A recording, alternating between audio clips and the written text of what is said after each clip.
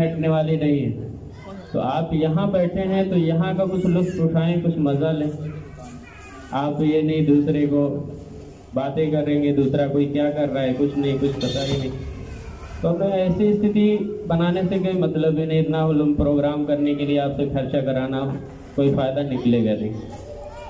क्योंकि आप बैठे हैं तो शांतिपूर्वक बैठे, सारी चीज़ें जो आप पढ़ रहा है, कोई बच्चा उसकी हौसला अफजाई के लिए ताली थोड़ा सा बजाएं, जिससे उसे लगे कि हाँ उसका हौसला अफजाई हो, और आगे आने वाले समय में जब भी कोई प्रोग्राम किया जाए उसे भी इंटरेस्ट आए कि हम आने वाले प्रोग्राम में हम भी सबसे पीछे नहीं, हम सबसे आगे होंगे। क्योंकि जब एक बच्चा एक दूसरे को देखता है तो उससे कुछ उसके अंदर लगन, उसके अंदर एहसास रखते हैं कि मैं भी क्या इनसे कम हूँ, क्या मैं भी तो कुछ कर सकता हूँ। तो वो आगे बढ़ने की कोशिश करता है।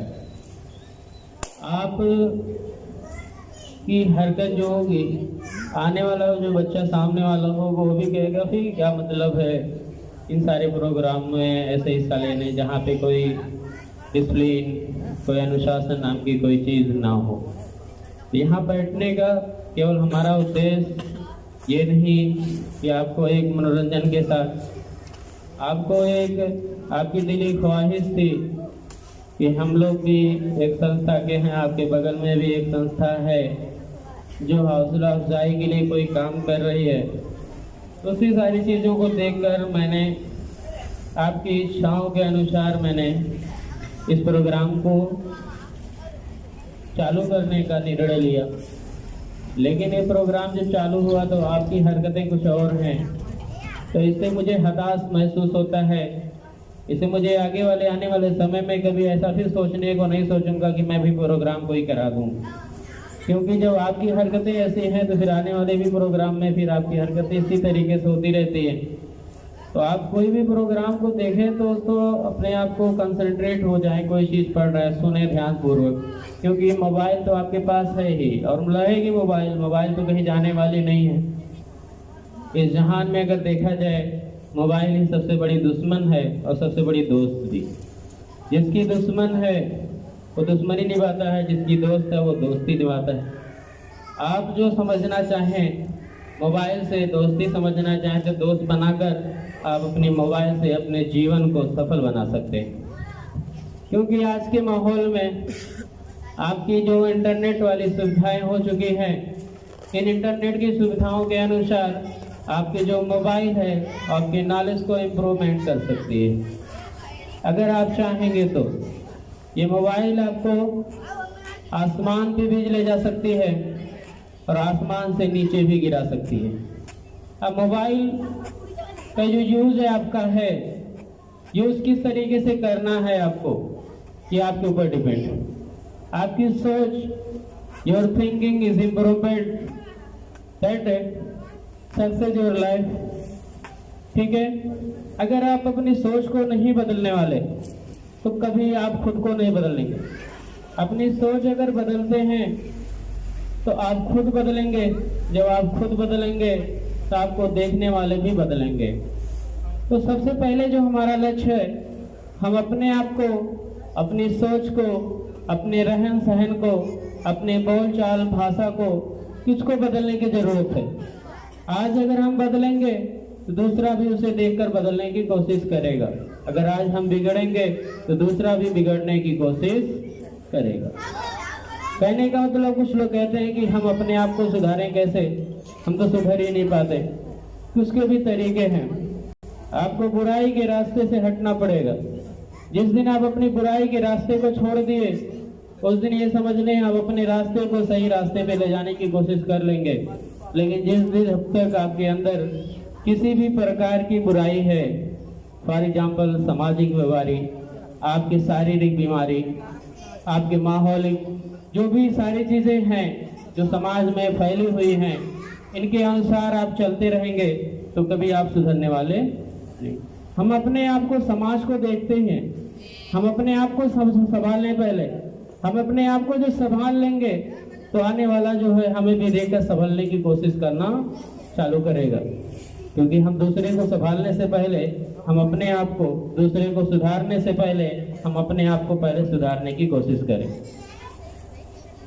इसलिए छोटा सा प्रोग्राम जो रखा गया, मान सकते हैं कि आज जो साल का नया दिन स्टार्ट हुआ, नया महीना, नया दिन, नए साल।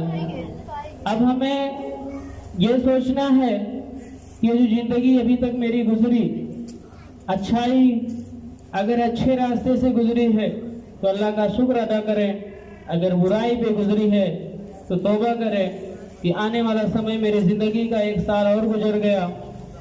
अब मैं आने वाले समय में अपने आप को बेहतर बनाऊंगा।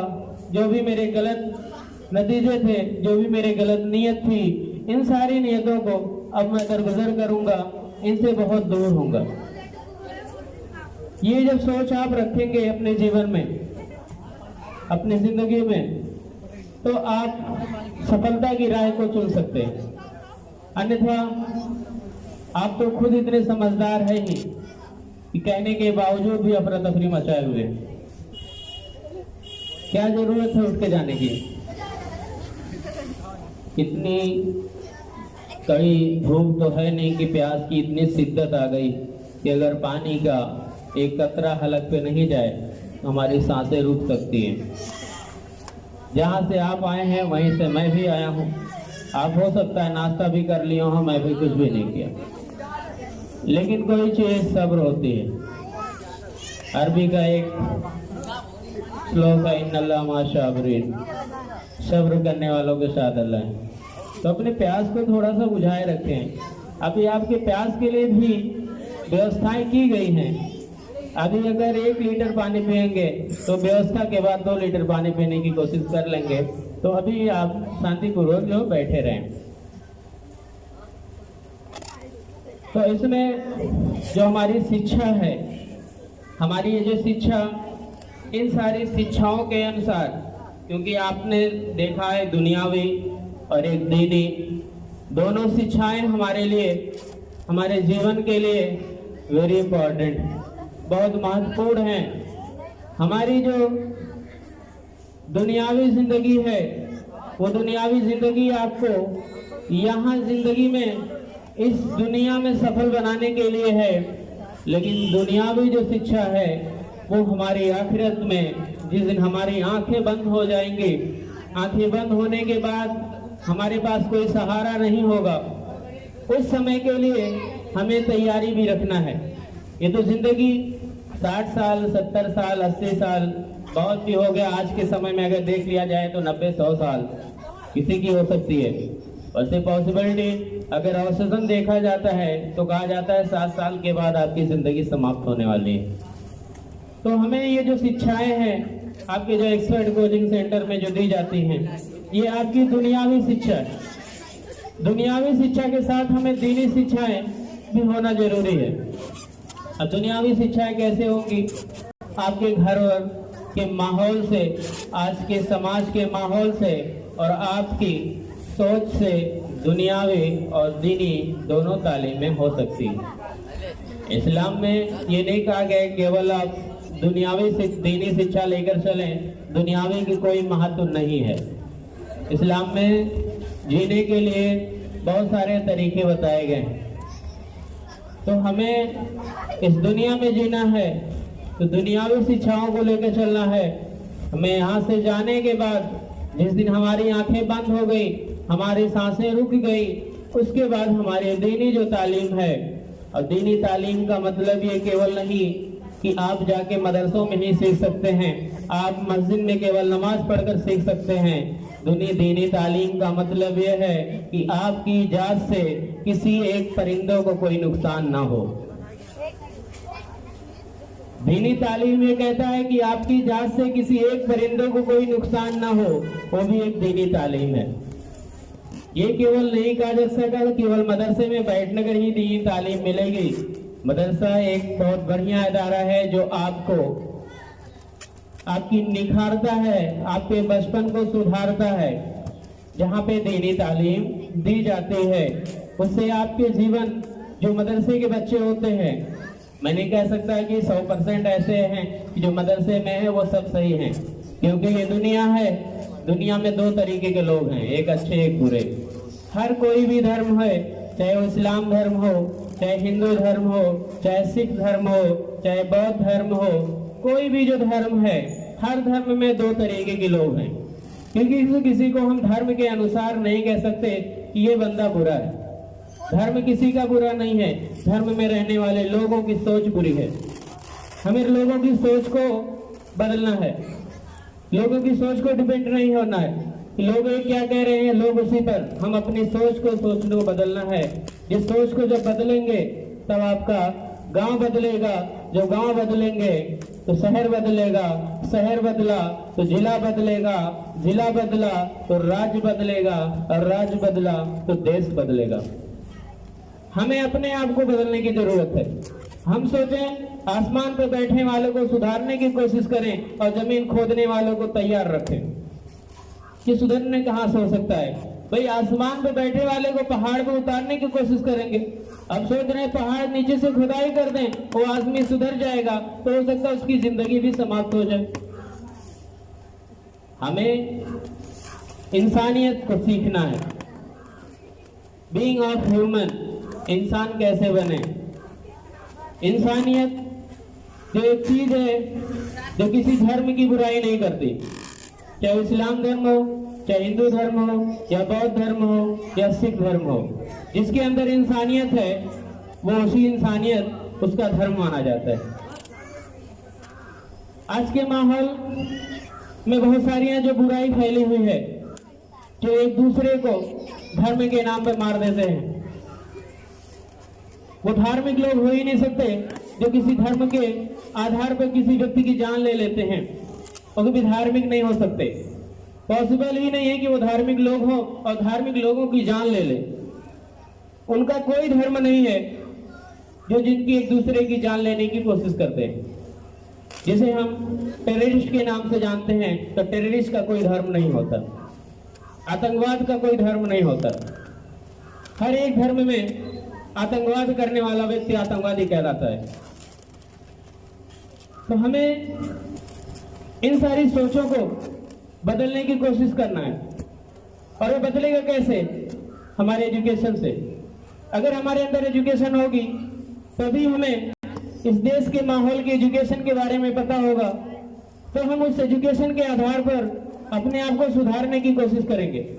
आपके अंदर एजुकेशन ही नहीं हो, आपके अंदर शिक्षा, इल्म, उर्दू शब्द कहते हैं इल्म, जिनके अंदर इल्म ना हो वो कहते हैं एक जानवर के समान होता है। जानवर को किसी चीज की समझ ना हो कि हमारे लिए अच्छा क्या है, बुरा क्या है, वो जिसके सामने वो आ गया उसके लिए वो खुराक बन जाता है, उसको यही इतनी समझ होती है। ऐसे इंसानों में जिनके अंदर इल्म, शिक्षा, एजुकेशन ना हो तो वो भी जानवर के समान होता है। तो हमें शिक्षा की, हमें योग्यता होना बहुत जरूरी है। शिक्षा की प्राप्ति करना बहुत जरूरी है। हमें अगर जीवन को चलाना है तो हमें शिक्षा को सबसे पहले महत्व देना है। प्राथमिकता हमें जो देनी है वो एजुकेशन पे देनी है। आज के माहौल के अनुसार हमें नहीं चलना है। हमें जब तक आप प्राथमिकता अपने एजुकेशन पे नहीं देंगे तो ये सोचें देश सुधरने वाला नहीं, राज्य सुधरने वाला नहीं, गांव सुधरने वाला नहीं है। क्यों? क्योंकि जिनके पास शिक्षा ना हो, एजुकेशन ना हो, वो एक दूसरे की बुराई करने में लगा रहता है। तो एक दूसरे की बुराई करने वाला कभी सही नहीं हो सकता। तो हमें जो है इंसानियत को सीखना है। इंसान को इंसान के साथ रहना कैसे है, बोलना कैसे है, इस तरीके से सीखना है। दूसरी बात, जो हम बच्चे हैं, हम अपने पेरेंट्स की इज्जत नहीं करते। आज के जो बच्चे हैं छोटी छोटी जो बात पे अपने माता पिता के सीने पे चढ़ जाते हैं। अब सीने पे चढ़ने का मतलब उद्देश्य ये नहीं कि उनके सीने पे खड़े हो जाना। सीने पे उद्देश्य का मतलब ये है कि हम, अगर पिता कुछ बोलता है तो जुबान से जुबान उसकी लड़ाने की कोशिश करने लगते हैं। वो कभी सोचते नहीं कि आज हम इतने बड़े हुए हैं, किसकी जात से बुरे हुए हैं की चीज आज से बढ़े हैं उसको पता नहीं। अगर वो ना होते तो आज हमारी जिंदगी ना होती। कभी इस बारे में आपको सोचना चाहिए कि हमारे माता पिता हमारे जीवन बनाने के लिए उनका बहुत बड़ा रोल है। माता पिता ना होते तो हम ना होते। तो हमें सबसे पहले जो है अपने माता पिता की इज्जत करनी है। जब तक अपने माता पिता की कोई इज्जत नहीं करेगा दूसरे की इज्जत नहीं कर सकता। क्योंकि अगर आपके जीवन का पहला अध्यापक आपकी मां और आपके पिता होते हैं, पहले अध्यापक वही होते हैं। अगर आप पहले अध्यापक से कुछ सीखा नहीं तो दूसरे अध्यापक से आपको सीख तो मिल सकती है, लेकिन आपको जीवन बनाने की सीख, एक दूसरे से मोहब्बत, एक दूसरे से लगन, एक दूसरे से प्रेम से बात करने की जो हुनर होगा वो आपके माता पिता, आपके घर में भाई बहन के बोलने से, उनके सुनने से, उनके चलने से हमें सीख मिलती है।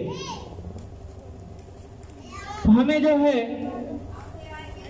सबसे पहले अपने माता पिता जो आपके घर पे हैं उनका पहले रिस्पेक्ट करना है। जो अपने माता पिता का भी रिस्पेक्ट नहीं करता वो किसी का रिस्पेक्ट नहीं कर सकता। क्यों? क्योंकि जिसने आपको इस दुनिया में लाया आप उसको नहीं समझ रहे हैं तो दुनिया वालों को आप क्या समझेंगे। तो इसलिए हमें, क्योंकि आज के माहौल में बच्चों की एक परंपरा है, परंपरा केवल यह है कि कोचिंग कर लेना। आज का पूरा माहौल इसी पे डिपेंड है और हमारे गार्जियन भी बहुत ज्यादा माशाल्लाह उनका सपोर्ट करते हैं। वो सोचते हैं कि मैंने एडमिशन करा दिया, बच्चे को सफल बना दिया, लेकिन वो फीस देते समय भी ये नहीं पूछते कि बेटा तू पढ़ा क्या है। जिस दिन पेरेंट्स भी आपकी बातों से बातें मिलाने लगे, आपने फीस मांगा तो उस पर अगर जवाब पूछ लिए तो बच्चा सुधर सकता है। अगर बॉस मैं क्यों नहीं कोचिंग चला रहा हूं, तो ये मैं नहीं चाहता किसी का पैसा बर्बाद हो। मैं समझता हूं कि पसीने का जो पैसा होता है कमाने वाले से पता चलता है, उड़ाने वालों को तो नहीं पता चलता है कि पसीना क्या होता है। तो ये मैं नहीं सोचता कि मैं कोचिंग चलाता हूं तो बच्चे आए चाहे बिगड़े या सुधरे मुझसे कोई मतलब नहीं, मुझे महीने में फीस तो मिल जाएगी। मेरा केवल ये उद्देश्य नहीं है। मेरा उद्देश्य बच्चों को शिक्षा में बढ़ावा देना, बच्चों को इस पीढ़ी तक, उस पीढ़ी तक पहुंचाना जहां से वो अपनी सोच को बदल सके और अपने जीवन में कुछ ऐसे काम करे जिससे उनके माता पिताओं का सम्मान हो। तो हम यहां तो आ जाते हैं, सुबह नींद अपनी त्याग देते हैं, 2 घंटे 2.5 घंटे की क्लास करके चले जाते हैं, लेकिन यहां से जैसे ही साइकिल पे बैठते हैं सोच जाते हैं, छोड़ जाते हैं, भूल जाते हैं कि मेरे पास कोई कलम है, मेरे पास कोई बैग है, मेरे पास कोई किताब है। इन सारी चीजों को यहां से निकलने के बाद आप भूल जाते हैं। अगर यहां से आप निकलने के बाद भूलते हैं तो ये समझे कि आप खुद के साथ धोखा, माता पिता के साथ धोखा, प्लस अध्यापक के साथ धोखा। और जब तक ये धोखा आप देते रहेंगे तब तक ये समझें हम अपने जीवन में सफल हो जाएं तो इम्पॉसिबल है। हमें सफल बनने के लिए अपनी पढ़ाई के प्रति 100% लगना होगा। अगर आप जो है पढ़ने की इच्छा नहीं है, माता पिता प्रेशर देते हैं, आपको दबाव डालते नहीं तुम्हें पढ़ना है, पढ़ना है, पढ़ना है, लेकिन आपकी इच्छा अगर नहीं है पढ़ने की तो मैं एक बात कहता हूं, आज के सामाजिक माहौल, आज के गवर्नर्स रूल्स, गवर्नमेंट रूल्स, जो पॉलिसी लागू है इस आधार पे अगर मैं बात कहूं तो आपको एजुकेशन लेना बहुत जरूरी है, क्योंकि आज का माहौल जो है, आपके पास अगर कोई सर्टिफिकेट नहीं है तो आप किसी कागज को बनवाने में आपको इतनी मशक्कत, इतनी मेहनत करनी पड़ेगी जितना आप सोच नहीं सकते। आपको पढ़ने की इच्छा नहीं है, इंटर तक जबरदस्ती पढ़ लो, 12 तक जबरदस्ती पढ़ लो, 12 अगर नहीं भी पढ़ना चाहते हो तो 10 तक कम से कम पढ़ लो, जिससे सरकार की नजर में आप कह सकते हैं कि मैं हाई स्कूल पास हूं। क्योंकि आपके पास जो मार्कशीट होगी, आपने कहीं भी जाएंगे, अगर आप बाहर दूसरे देशों में जाने की कोशिश करेंगे तो जो पासपोर्ट अप्लाई करेंगे तो वहां पे पूछेगा 8 पास है अबव, 9 पास है अबव, 10 पास है अबव। अगर आप 9 पास करते हैं, 8 पास करते हैं तो आपके पासपोर्ट पर ECR करके आ जाता है कि मतलब ये बंदा जो है अनपढ़ है, ये पढ़ा लिखा नहीं है। अब जब आपके पास हाई स्कूल की मार्कशीट होती है तो आप जब सेलेक्ट करते हैं जो पासपोर्ट बनवाएंगे तो आपको वहां पर NCR आ जाता है कि मतलब ये बंदा पढ़ा लिखा है, किसी भी देश में जा सकता है। तो मेरा उद्देश्य यह है कि आप अगर पढ़ने की इच्छा रखते हैं तो मेहनत पढ़ाई पे कर लें, काम की इच्छा आपकी है तो काम पे मेहनत कर लें, लेकिन किसी के दबाव में, किसी के प्रेशर में काम ना करें। मेरा कहना केवल ये है, अगर आपको मर्जी नहीं है पढ़ने की तो मिनिमम आज के गवर्नर रूल के, गवर्नमेंट रूल के अनुसार आपको हाई स्कूल पास होना जरूरी है। अन्यथा आपको कितना जानकारी हो, कितना भी आपके पास नॉलेज हो, तो आज अनपढ़ में गिने जाएंगे आप।